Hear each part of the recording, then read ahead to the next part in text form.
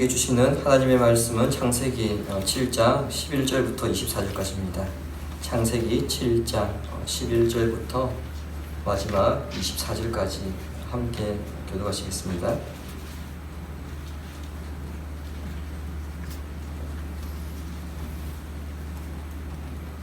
11절 제가 먼저 읽겠습니다. 노아가 600세 되던 해 둘째 달 곧 그 달 11의 날이라. 그날에 큰 기품의 샘들이 터지며 하늘의 창문이 열려 곧 그날에 노아와 그의 아들 셈, 함, 야벳과 노아의 아내와 세 며느리가 다 방주로 들어갔고 그들과 모든 짐승이 그 종류대로 모든 가축이 그 종류대로 땅에 기는 모든 것이 그 종류대로 모든 새가 그 종류대로 무릇 생명의 기운이 있는 육체가 둘씩 노아에게 나와 방주로 들어갔으니 들어간 것들은 모든 것의 아니시라. 하나님이 그에게 명하신 대로 들어가니 여호와께서 그를 들여보내시고 문을 닫으시니라. 홍수가 땅에 40일 동안 계속된지라. 물이 많아져 방주가 땅에서 떠올랐고 물이 더 많아져 땅에 넘침에 방주가 물 위에 떠올랐으며 물이 땅에 더욱 넘침에 천하의 높은 산이 다 잠겼더니 물이 불어서 15규빗이나 오르니 산들이 잠긴지라. 땅 위에 움직이는 생물이 다 죽었으니 곧 새와 가축과 들짐승과 땅에 기는 모든 것과 모든 사람이라. 육체에 있어 그 코에 생명의 기운이 있는 것은 다 죽었더라. 지면의 모든 생물을 쓸어버리시니 곧 사람과 가축과 기는 것과 공중의 새까지라. 이들은 땅에서 쓸어버림을 당하였으되 오직 노아와 그와 함께 방주에 있던 자들만 남았더라. 물이 150일을 땅에 넘쳤더라. 아멘. 2002년 8월 31일 그 태풍 루사가 왔었는데요. 그때 그 강릉에 하루 877mm라고 하는 엄청난 비가 쏟아졌습니다. 이 비로 인해서 그 강릉댐 제방이 그 5m인데 4m 80cm까지 차올라서 그 강릉 시민들이 대피하는 일이 있었습니다. 3년 전에 우리가 살고 있는 가까운 청주에서 시간당 90mm가 넘는 폭우가 내렸습니다. 그때 여러분 청주 도심 그 절반이 물이 잠겼다는 소식 아마 들으셨을 겁니다. 저는 이런 폭우를 몇 번 경험한 적이 있는데요. 1999년에 제가 이제 그 경기도 연천에서 철제 근무할 때인데 그때 그 3일 동안 800mm가 넘는 비가 내렸었습니다. 얼마나 큰 비였는지 그 철책선 일부가 이제 물에 떠내려갔고요. 근무를 나가는데 그 철책이다 보니까 이제 보통 수류탄과 그 총기를 주도해야 하는데 사람은 죽어도 되는데 총과 수류탄 잃어버리면 안 되기 때문에 총과 수류탄 놔둔 채 몸만 근무를 나가서 샀던 기억이 있습니다. 여러분 우리가 살아가면서 이런 폭우를 비롯한 물난리들을 한 번씩 겪을 때가 있죠. 오늘날은 나름대로 대책을 세워서 이런 피해를 최대한 줄이려고 애를 씁니다. 그래서 큰 댐을 만들고 또 배수로를 확장해서 웬만한 큰 비가 내리도록 큰 피해를 입지 않도록 합니다. 그럼에도 그 이상의 비가 내릴 때에는 속절없이 인간의 연약함을 우리는 깨닫게 되어지죠. 우리가 읽은 본문에는 제가 방금 말씀드렸던 이러한 비와는 정말 비교조차 할 수 없는 엄청난 비가 내리는 것을 보게 됩니다. 지난주부터 우리가 노아의 홍수 기사를 계속 살펴보고 있는데 노아의 홍수 기사 우리가 잘 알고 있습니다. 인간의 죄로 인해 온 세상이 물에 잠겼더라. 그러나 그 비가 구체적으로 얼만큼 왔을까? 그리고 어느 정도의 양일까에 대해서 깊이 생각해 보지 않으셨을 것입니다. 또 한 가지, 왜 하나님은 노아를 선택하셨으며 노아가 만든 그 방주에는 하나님의 어떤 은혜가 있을까? 여기에 대해서도 크게 생각해 보지 않으셨을 텐데 본문을 통해서 이런 부분들에 대해서 오늘 좀 살펴보려고 합니다. 먼저 우리가 성경을 통해 좀 살펴보려고 하는 것은 왜 하나님께서 노아를 선택하셨는가입니다. 이 부분은 이미 지난주에도 제가 약간 좀 말씀을 드렸는데 지난주에 노아는 그 현실을 따르지 않았고 세상의 가치관과 생각 그 문화 등을 본받지 않았기 때문에 하나님께서 노아에게 은혜를 입혀주셨다, 그렇게 말씀드렸습니다. 노아 본문에는 노아가 현실과 세상을 따르지 아니한 이유가 있는데 11절 우리가 함께 보겠습니다. 11절 함께 읽겠습니다. 노아가 600세 되던 해 둘째 달 곧 터지며 하늘의 창문들이 열려. 창세기 5장 마지막 구절을 통해서 우리는 노아가 500세에 아들을 낳았음을 알 수 있습니다. 그리고 7장 11절에는 노아가 600세가 되던 2월 17일에 홍수가 났다, 그렇게 말씀하고 있습니다. 여러분, 그 구약 성경 열왕기 상하를 읽어보시면 이스라엘 왕들의 그 재임 기간 중에 어떤 사건들이 일어나는데요. 그 사건들이 일어날 때에 그 날짜까지 정확하게 밝힌 것을 여러분 보실 수가 있을 겁니다. 그리고 본문에서도 날짜가 정확하게 기록이 되어 있습니다. 그리고 창세기를 쭉 읽어보시면은 날짜가 정확하게 기록된 부분이 없습니다. 근데 유일하게 이 부분에서는 홍수가 일어난 날짜가 몇 월 며칠까지라고 정확하게 기록되어 있습니다. 이것은 노아의 홍수가 구체적 역사적 사건이며 이것은 지어내거나 허구가 아니라는 것을 밝히기 위함입니다. 여하튼 노아가 600세가 되던 2월 17일에 홍수가 일어났는데 이 구절을 통해서 하나님께서 왜 우리는 노아를 선택하셨는가 유추할 수 있습니다. 그것은 노아는 현실과 세상을 멀리하면서 오직 하나님의 약속을 끝까지 바라보면서 인내하였다. 그 점이 사람들과 달랐다는 겁니다. 지난주에도 제가 말씀드렸습니다. 노아가 방주를 만들기 시작한 때가 대략 480세입니다. 그리고 600세가 되던 해에 홍수가 일어났습니다. 자, 그렇게 본다면 노아가 방주를 만드는데 120년이라고 하는 시간이 걸렸다는 겁니다. 하나님의 말씀이 오늘 당장 이루어지는 것도 아니고 그 말씀이 이루어지는데 120년 걸렸습니다. 여러분 한번 생각을 해보십시오. 우리는 지금 이 성경 이야기를 전부 다 알고 있습니다. 그래서 노아가 만들기 시작할 때부터 이 방주가 완성될 때까지 120년 정도 걸릴 거다, 우리는 알고 있습니다. 하지만 노아는 어땠을까요? 자신이 방주를 만들면서 이 120년이라는 시간이 걸릴 것이다, 그 생각을 했을까요? 하나님의 명령대로 방주를 짓다 보니까 120년이라는 시간이 흘러갔습니다. 그 오랜 시간 동안 노아는 육체의 수고는 물론이고 그 사람들의 손가락질을 감내하는 등 지금 정신적인 수고까지 인내하면서 지금 버티고 있는 중에 있습니다. 처음부터 하나님께서 노아야, 너 방주 만드는데 120년 걸릴 거다, 그렇게 정확하게 말씀하셨으면 아예 마음의 준비를 했을 겁니다. 이거 120년짜리다, 그렇게 생각했을 거예요. 또 끝이 언제인지 알기 때문에 인내할 수 있었을 겁니다. 근데 하나님께서 노아에게 정확한 기한에 대해서는 말씀하지 않으셨다는 겁니다. 우리 청년들, 이제 군에 갔다 온 청년들도 있고 가야 되는 청년들도 있는데, 여러분, 우리 청년들이 입대하는 이유는 제대한 날짜가 정해져 있기 때문입니다.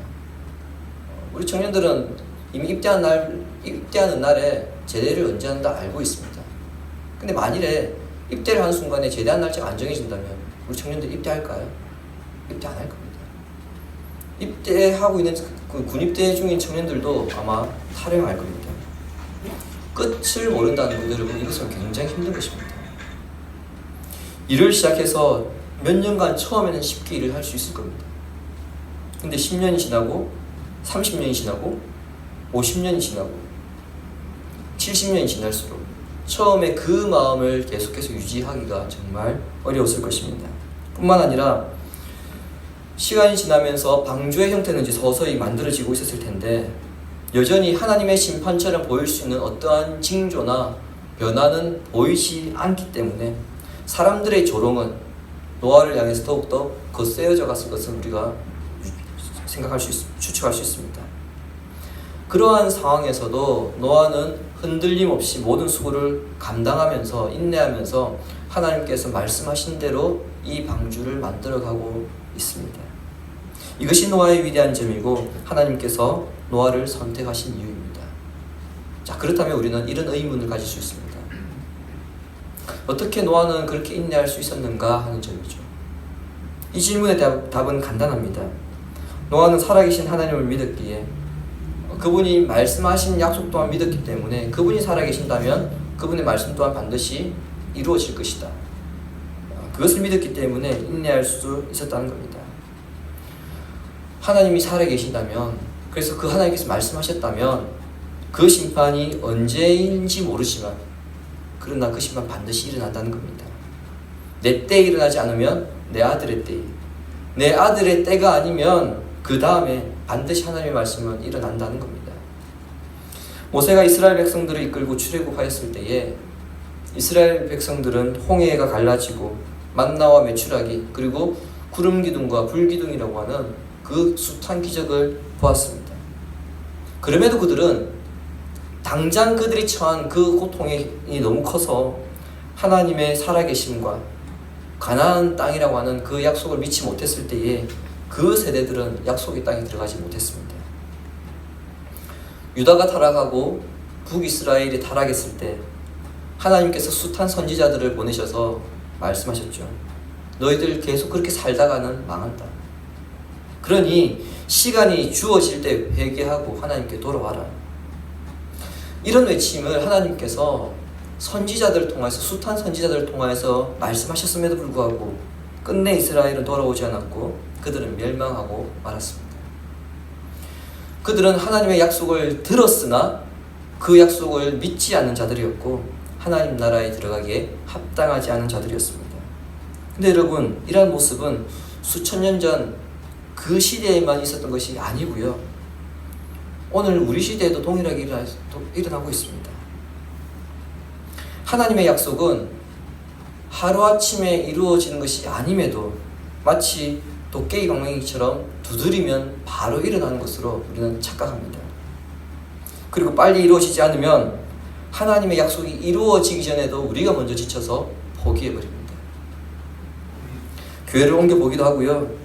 새로운 환경을 만들어 보기도 하지만 금세 지쳐서 포기합니다. 어떤 분들은 하나님의 약속을 이해하겠다며 성경을 읽기 시작합니다. 그래서 창세기, 출애굽기, 레위기 읽어갑니다. 근데 성경을 한 장 한 장 넘겨가다가 포기해버립니다. 어렵다는 이유죠. 아무리 읽어도 이 말씀이 무슨 말씀인지 이해되지 않다 보니까 포기해버리는 것입니다. 만일 노아라면 어떻게 했을까요? 노아도 성경을 읽다가 어려우니까 그냥 포기해버렸을까요? 노아였다면 하나님의 약속을 이해하기 위해서 성경을 읽고 또 읽고 또 읽었을 것입니다. 그래도 모르겠다면 누군가를 찾아가서라도 이 말씀 좀 가르쳐달라고 노아는 그랬을 것 같아요. 몇 달이 걸리든 몇 년이 걸리든 그렇게 했을 것입니다. 그런데 우리는 그렇지 않습니다. 차라리 이해하지 않고 편하게 살란다. 이 이해하는 게 더 어려우니까 차라리 그냥 편하게 사는 게 낫지 않느냐. 그리고 포기해버리죠. 제가 성경에 대한 예를 들었지만 우리 삶에서도 마찬가지입니다. 하나님께서 한 사람을 이 땅에 보내실 때에는 그 사람을 향한 개개인에게 주신 약속들이 있습니다. 그 약속을 바라보면서 우리는 인내하면서 인생을 살아가고 있는 것입니다. 근데 그 약속이 이루어지기 위해서는 가끔이 아닌 늘 우리 삶에 고통과 인내가 동반되는데 그것을 못 참아서 많은 사람들이 약속의 길에서 이탈해 나갑니다.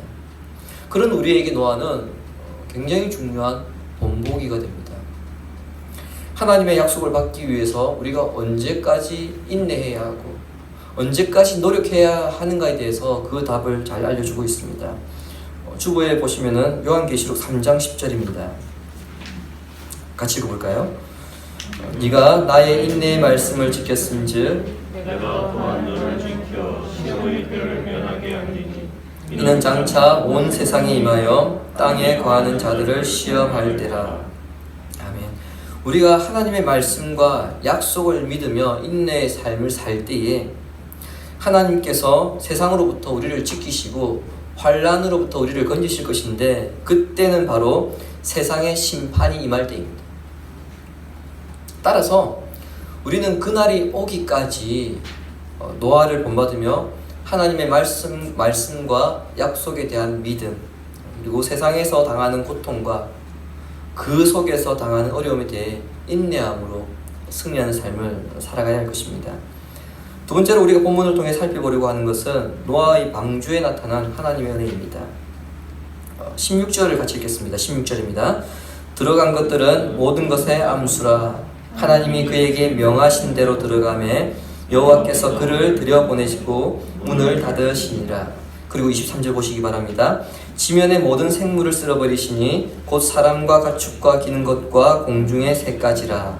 이들은 땅에서 쓸어버림을 당하였으되 오직 노아와 그와 함께 방주에 있던 자들만 남았더라. 하나님의 심판의 때가 되어서 이제 비가 쏟아집니다. 제가 앞서 설교를 시작하면서 우리나라에 내렸던 큰 비에 대해서 잠깐 말씀드렸는데, 이제 우리가 생각해야 될 것은 과연 그 비가 어느 정도였는가 하는 점입니다. 2010년 4월 29일자 중앙일보에 이런 기사가 실렸습니다. 홍콩에 위치한 기독교 영화 제작사와 터키의 과학자들로 구성된 탐사대가 2009년 10월 터키 아라라산 해발 4,000m 지점에서 목재 구조물을 발견했다는 기사였습니다. 덧붙여서 그 기사에서는 이 구조물로 탄소 측정을 했는데 기원전 2800년 전 노아의 시대로 추정되는 것으로 3800년이죠. 99.9% 노아의 방주가 맞다. 그 기사에서 그렇게 인용을 했습니다. 여러분, 아라라산의 높이가 5116m입니다. 5160m. 5160m거든요. 40일 동안 비가 내려서 이 산이 잠길 정도가 되려면 여러분 하루에 비가 어느 정도 내려야 될까요? 하루에 한 129mm 정도 내리면은 산이 잠길까요? 하루에 129m가 내려야 됩니다. 이것을 시간당 나누면 시간당 한 5m 내려야 된다는 얘기예요. 우리가 870mm가 내려서 강릉이 그 물이 잠길 정도인데 시간당 5m가 내린다. 여러분, 이것은 우리가 가히 상상하기 어려운 일이죠. 대전에 사시는 분들은 태풍의 위력을 사실 직접 경험하실 일이 좀 잘 없을 텐데요. 2012년에 그 강력한 태풍 중에 하나였던 볼라벤이 우리나라에 상륙을 했었습니다. 그때에 경남 경남의 그 사천이라고 하는 곳이에요. 그 앞바다에서 7만 톤짜리 화물선이 두동강이 났습니다. 그 배를 쪼개듯이 그냥 두동강이 나버렸습니다. 여러분, 오늘날 조선 기술이 뛰어난 시대에, 이 시대에도 큰 파도가 왔을 때에 그 배가 그것을 감당하지 못합니다. 근데 여러분, 노아의 시대는 어떻습니까? 오늘날보다 조선 기술 더 형편없겠죠. 그렇게 발달한 시대가 아니었습니다. 더군다나 노아가 만든 것은 나무로 만든 배입니다. 그런 배가 그렇게 엄청난 비를, 그리고 그 파도를 40일 동안 버텨냈다. 여러분, 이것을 우리가 어떻게 설명할 수 있을까요? 이것은 전적인 하나님의 은혜 외에는 그 어떤 것으로도 우리는 설명할 수 없습니다. 즉, 하나님께서 그 배를 붙들고 계시지 않으면 이것은 불가능하다는 이야기입니다. 그 증거가 16절에 있습니다. 16절 끝에는 이렇게 되어 있죠. 여호와께서 그를 들여보내고 문을 닫으시니라. 여러분, 이것은 두 가지 뜻이 있습니다. 먼저는 하나님께서 그 문을 닫으셨기 때문에 그 방주만큼은 전적으로 하나님께서 100% 책임을 지신다는 겁니다. 따라서 방주 안에 있는 노아와 그의 가족들을 비롯해서 지금 그 배에 탄 생물들, 하나님께서 큰 비와 홍수로부터 그 생명을 보호할 것이라는 의미입니다. 두 번째 뜻은 하나님께서 허용하신 은혜와 구원을 받을 시기가 지난 후에 일단 문이 닫히고 나면은 밖에 있는 자들에게는 더 이상 기회가 없다는 겁니다. 하나님께서 지금 120년이라고 하는 시간을 주셨습니다. 그리고 창세기 7장 4절에 보시면, 우리가 읽지는 않았는데요, 7장 4절에 보시면 어떻게 되어 있습니까? 일주일 후에 40일 동안 비가 내릴 것이다. 그리고 이 모든 것을 다 쓸어버리겠다. 하나님의 최후 통첩이 지금 전해져 있습니다. 방주가 완성되고 나서도 그 모든 생물들이 방주에 타고 나서도 바로 비가 내린 게 아니라 일주일의 시간을 더 주셨다는 겁니다. 그럼에도 회개하지 않고 하나님의 은혜를 저버리는 자들에 대해서는 더 이상의 은혜도 없음을 우리가 보게 되어집니다. 결국 하나님께서 이 문을 닫으셨다는 것은 구원은 하나님께서 허락하시는 자에게는 끝까지 주어지는 것이고, 구원에 합당하지 않은 자들은 그 어떤 방법으로도 결코 그 구원을 얻을 수 없다는 것입니다. 이 구원의 방주가 오늘날 예수 그리스도를 통해서 우리에게 주어졌습니다. 그리고 방주는 한 척만 제작되었습니다. 그래서 그것이 그 시대의 유일한 구원의 통로였듯이 오늘 우리에게는 그리스도를 통한 유일한 구원만 주어져 있습니다. 그래서 사도 요한은 요한복음 14장 6절에서 예수께서 이르시되 내가 곧 길이요 진리요 생명이니 나로 말미암지 않고는 아버지께로 올 자가 없다고 하셨고, 사도행전 4장 12절에서는 다른 이로서는 구원을 받을 수 없나니 천하 사람 중에 구원을 받을 만한 다른 이름을 우리에게 주신 일이 없다, 그렇게 선언하셨습니다. 어제 우리가 토요일에 좀 오신 분들 중에서 그런 얘기를 나눴는데요. 요즘 WCC 때문에 종교다원주의가 일어났습니다. 그래서 여기도 구원이 있고 저기도 구원이 있다고 그렇게 이야기를 합니다. 모두에게 구원이 있으니까 우리만 구원이 있다 이런 말 하지 말자. 여러분, 그게 WCC의 핵심입니다. 근데 성경은 뭐라고 말씀합니까? 아니라는 겁니다. 구원은 여기도 있고 저기도 있는 게 아니라 노아의 방주가 한 척뿐이었듯이 구원의 방편 또한 예수 그리스도 하나뿐이라는 겁니다. 예수 믿는 것을 부끄러워하는 분들이 많이 있습니다. 그러다 보니까 교인, 성도라고 하는 자부심이 없이 살아가고 세상의 것을 신앙보다 더 우선시 여기기도 합니다. 그런데 여러분, 노아를 다시 잘 기억하시기 바랍니다. 노아는 맑은 하늘 아래 120년 동안 방주를 만들었습니다. 주위 사람들이 얼마나 노아를 비웃었을까요? 얼마나 노아를 조롱했을까요? 그런데요, 그 방주가 유일한 구원의 방편이 될 것이라고 누가 상상이나 할 수 있었을까요? 마찬가지입니다. 오늘날 많은 사람들이 예수 그리스도를 하찮게 생각하고 교회를 우습게 보고 조롱합니다.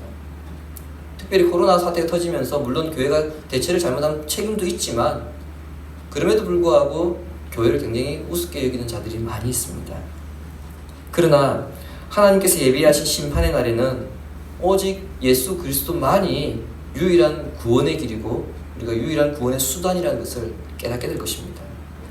따라서 현재 내가 믿음 때문에 고난당하고 믿음 때문에 환난당하고 믿음 때문에 손해본다고 해서 결국 기죽거나 자신의 상황을 부끄러워하거나 움츠려들지 마시기 바랍니다. 왜냐? 우리에게는 장차 비교할 수 없는 영광이 나타날 것이기 때문입니다. 그것 때문에 우리가 이 모든 고난을 감내하고 조롱을 감내하면서 믿음의 길을 걸어가고 있는 것입니다. 하나님께서 나를 여기까지 데리고 오셨으면 나의 앞길까지 책임져 주실 것이라는 그 믿음으로 오늘도 여러분의 믿음의 자리를 지켜가시기를 바랍니다. 하나님께서 방주의 문을 닫는 그날이 오기 전에 우리가 해야 할 일 두 가지입니다. 먼저는 흔들림 없이 믿음을 지키는 것입니다. 오늘 이 시대에 성경의 진리를 믿으며 예수 그리스도만이 구원의 길이라는 복음의 진리를 믿는 우리를 향해서 세상 사람들은 뭐라고 말하느냐면 미쳤다고 합니다. 비상식적인 사람들이라고 그렇게 이야기합니다. 영국의 옥스퍼드 대학의 교수이자 세계적인 석학, 여러분 한 번쯤은 다 들어보셨을 텐데요. 리처드 도킨스라고 하는 분이 있습니다. 리처드 도킨스가 이런 말을 했습니다. 하나님이 있다고 믿는 것은 망상이다. 그런 시대를 우리가 살아가고 있습니다. 세계적인 석학조차 하나님을 믿는 것은 망상이라고 하는 그런 시대를 우리가 살아가고 있습니다. 그러나 진리에 대한 확신으로 세상 사람들에게 우리가 어떤 소리를 듣는다 하더라도 흔들리지 않고 끝까지 우리는 우리의 믿음을 지켜가야 하는 것, 그것이 우리가 첫 번째 해야 할 일입니다. 두 번째 해야 할 일이 있습니다. 그것은 문이 닫히기 전에 구원의 복음을 전파하는 것입니다. 노아에게 120년이라고 하는 시간이 걸릴 것과 그리고 방주가 완성된 뒤에 일주일 후에 홍수가 내릴 것이다. 이 경고는 심판의 때가 임박했음을 알려주는 것입니다. 좀 그 시간은 사람들이 노아를 보면서 회개해야 하는 시간이요, 그리고 하나님께 돌아와야 하는 시간입니다. 노아는 배를 만들어야 되는 시간이지만 그 사람들은 돌아와야 되는 시간입니다. 오늘날 그 시간은 주께서 부르셔서 우리를 주 앞에 세우시는 때요, 그리고 그리스도께서 다시 오시는 때입니다. 그 누구도 그 시간을 알 수 없습니다. 하지만 그 시간이 바로 현재가 되는 순간, 더 이상 구원의 방주 대신 그리스도 앞에서 회개하고 싶어도 회개할 수 없는 때가 오게 되어집니다. 따라서 구원의 방주에 빨리 올라타도록 우리는 복음을 전해야 하는 그 사명을 소홀히 해서는 안 될 것입니다. 주님을 사랑하시는 시내가의 심은 교회 여러분, 우리가 살고 있는 이 시대는 노아처럼 종말이 지금 눈앞에 다가와 있는 시대입니다. 혹시 여러분 말세라고 하는 말을 들어보셨습니까? 우리는 지금 말세를 살아가고 있습니다.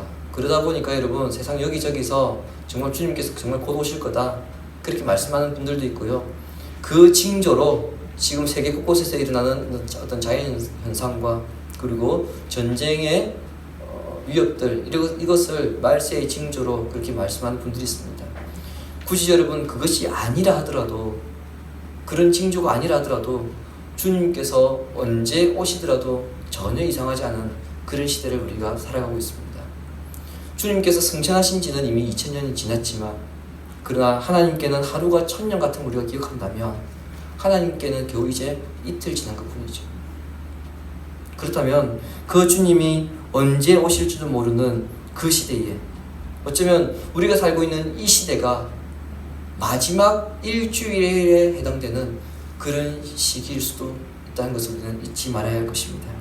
그러므로 노아처럼 끝까지 하나님의 약속을 믿으면서 구원의 방주이신 예수 그리스도를 믿음으로 구원의 복을 받으시기 바랍니다. 살아가면 살아갈수록, 시대가 가면 갈수록 우리가 믿음 지키기가 더 힘들어질 것입니다. 옛날엔 차라리 교회를 가지 말라고 그렇게 위협했지만 이제는 그런 식으로 위협하는 것이 아니라 오히려 우리로 하여금 스스로 교회를 가지 않도록 유혹하는 것들이 너무 많은 시대를 살고 있습니다. 그렇기 때문에 우리가 오늘 믿음을 더 지키기 어려운 것입니다.